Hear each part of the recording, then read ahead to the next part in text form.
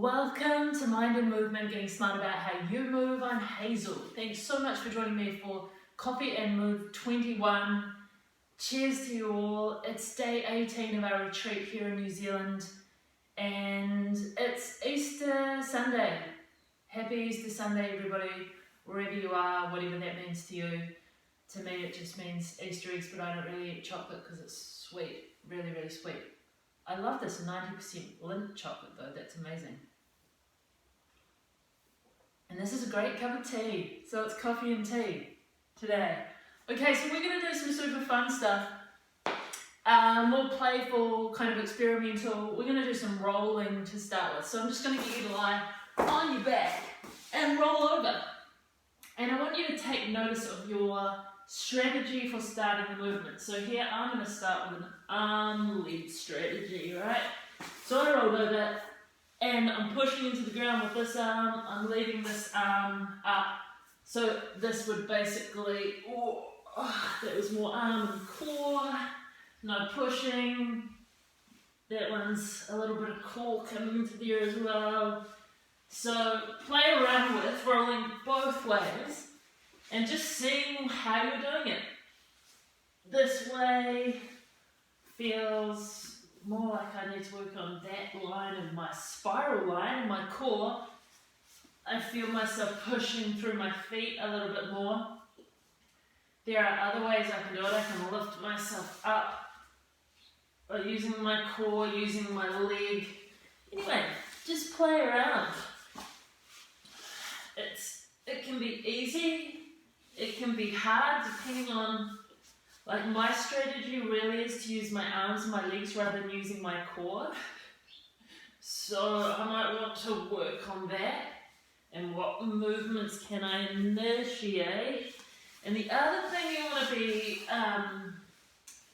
wary of as an adult, get a kid to do this. And you'll notice that kids, like all good movement, basically starts from the eyes and the head, right? We are following our eyes and our head. So kids will quite often look the way they're going. Adults, on the other hand, tend to have this idea that movement needs to be really rigid, and quite often they'll bring their neck into the movement and then go kind of, So leave your head on the ground to start with, and try rolling by looking, but not by getting your neck all tense and straining into the movement. See if you can not do that. Anyway, roll around for a bit, it's fun. And just take notice of what your body feels like on the ground, like what parts of you are actually, I'm blending very nicely with the mat today, you probably can't actually see me, but what parts of me are in contact with the mat?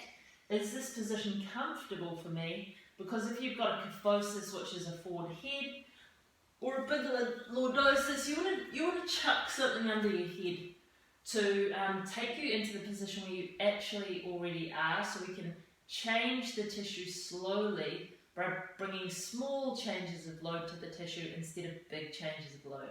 So if you can get a pillow underneath you, because that'll be like good for rolling. But then also think about how using a pillow all the time keeps you in forward head position. Maybe you want to transition out of using a pillow over time, and I mean seriously over time, over years. I transitioned out of using a pillow over years, which means that now when I'm sleeping I get a whole lot of neck stretching. Bonus. Okay, so the next thing we're going to do is just some rolling this way.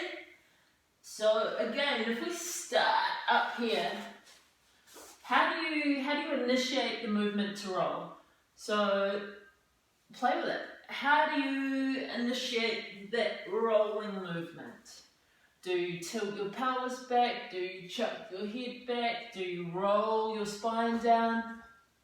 What do you do? And if you're coming down with a big whack here, let's see if I can do it.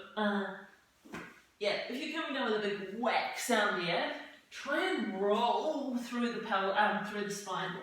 Really get that nice rollability by using your abs to control the different segments of the spine.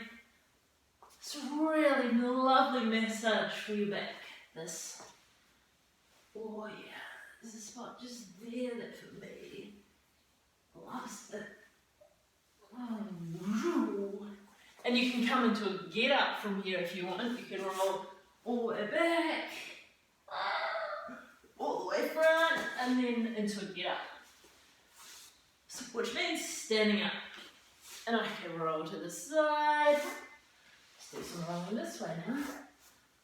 And like one thing you could do would be like how small movement, and I'm using my feet to kind of go like this to come up.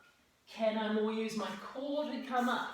All kinds of fun things to play with rolling.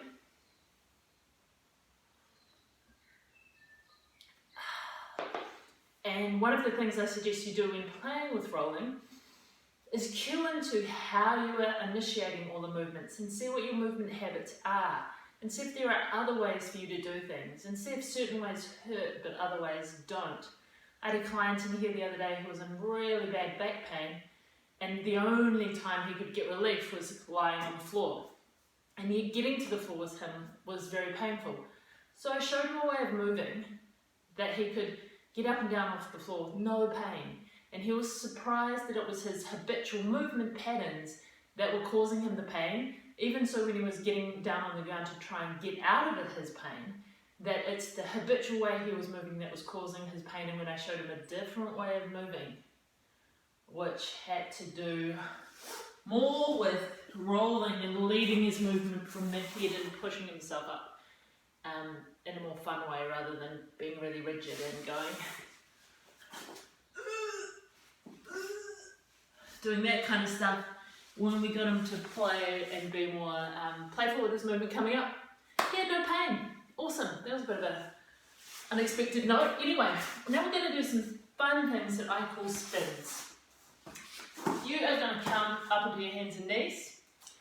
Think about all those things we practiced yesterday in the rhomboid push-up. So where are my elbow pits? Are they facing forward? Am I up here or am I hanging on my ligaments? No, hopefully you're not. And you're going to come up onto your toes. And this is a spin. I'm going to lift up opposite arm, opposite leg, and come around into this position. Then same thing, opposite arm, opposite leg, come back into this position. You can do that the other way. Boom. Boom. So we're just kind of playing with gravity. And then I want you to see how you can control this one movement, or do you really fall because you're losing your strength, or can you, see I lost my balance there, can you really try and control? And then you can do a bit of a crab walk. Keep your bum down nice and low. Make sure you're not sinking into your scapulars, be pushing it up. And then we can come into this position, do a little bit of a crawl. To start with, we'll just do a knee hand crawl. We'll go forward. And we'll go back. And then we'll come into a hand foot crawl. So hands and feet and crawling forward.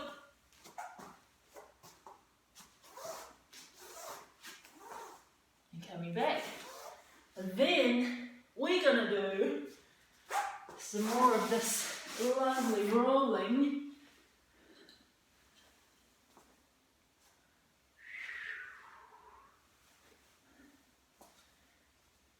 And then we're going to do a calf stretch.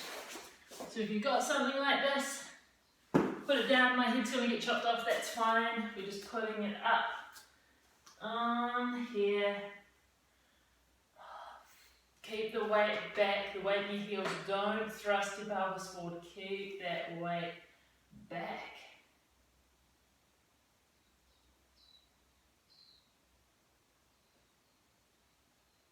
And I'm turning my quad on and off just for practice there. Oh, this one is tighter. What are you feeling today? Actually, that's interesting because I haven't felt this one be tighter for quite some time. What have I been doing? Maybe a bit of extra walking. Walking is such a great thing for the human body to do. If you're not a walker, may I suggest you become a walker and get into doing lots of walking. And you don't necessarily need to go for one big walk every day. You can go for multiple short walks. That's something I've been doing a lot over the retreat here in New Zealand, is taking short opportunities that I have to go for really short walks instead of going for one, say 2 or 3 hour walk, which I've been doing that on some days as well. We have to be careful with how far away from, we've got to stay local here in New Zealand, and that kind of means, I don't really know actually, and they haven't, but I'm staying around 5-6 k's radius from my house, which I consider local. I actually consider a local walk, 30 k's away, but not everybody does. So cheers to you on day 18 of our retreat here in New Zealand. Cheers to everybody celebrating Easter Monday. Cheers to everybody celebrating whatever you are celebrating. And cheers to everyone. Love and thoughts to everybody wherever you are. And let's hope that all those death tolls start going down, down, down, down, down. See you tomorrow.